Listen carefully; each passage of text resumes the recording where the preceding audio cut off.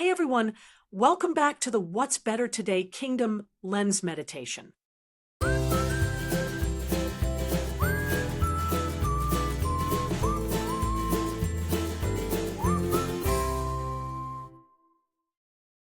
Today we're doing a deep dive into something that sounds simple, but is, wildly countercultural.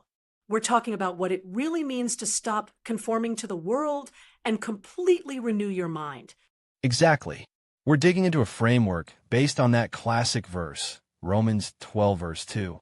The Passion Translation really hits hard, saying, "Stop imitating the ideals and opinions of the culture around you, but be inwardly transformed through a total reformation of how you think."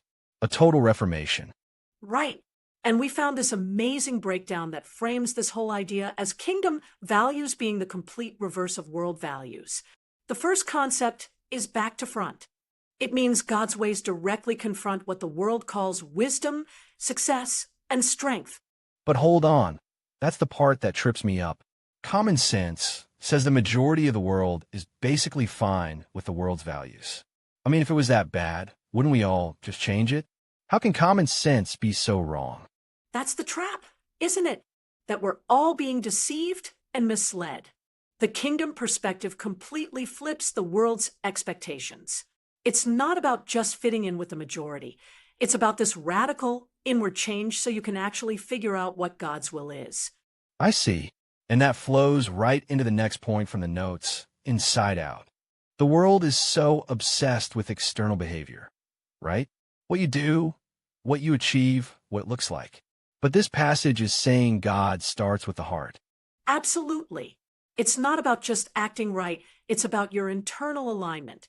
Gotta say, the notes really called me out here, pointing to that internal response of, why? What's wrong with the way I think? It's that intellectual pride that doesn't want to be dismissed. Couldn't agree more. It's a massive challenge. So, to everyone listening, where do you feel that?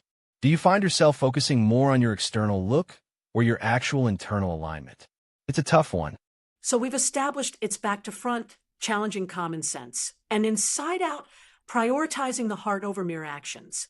But then it gets even crazier with the other way up. You've hit the nail on the head. The world says be strong, be proud, be self-reliant, climb the ladder. This lens says the opposite. The humble are exalted. Weakness, servanthood, and dependence, those are kingdom strengths. It just confronts all our pride. It's like the world's power structure is a mountain you have to claw your way up, and the kingdom says the real strength is in the surrender. It's an invitation to submit our brilliant worldly intellect to something that honestly often looks simple or even weak from the outside. Right? And that's hard for us because it's not flashy. That leads to the next point, invisible. The kingdom often works beneath the surface. It's hidden, it's slow growing. The world wants the big, obvious, viral moment, but this is saying the real work is quiet and unseen. Exactly. And all of this builds up to the lies exposed / truth revealed part. The central lie this whole thing confronts is the idea that we can straddle both worlds. That we can, live for the kingdom, but also desperately chase all the world's validation, money, and ideals. You just can't. The text is brutal. Do not be conformed. It's a choice. The truth being offered is that transformation requires you to name that lie, that you can have it all, and choose to surrender. You got to pick a lane. It's fascinating, isn't it? And it's a real challenge. So, here's a question for everyone listening. What false belief or cultural script are you still following? What lie have you believed that this passage is confronting right now? Tell us what you think in the comments. So, just to recap the main point, this renewal of the mind isn't just a small tweak or thinking more positively.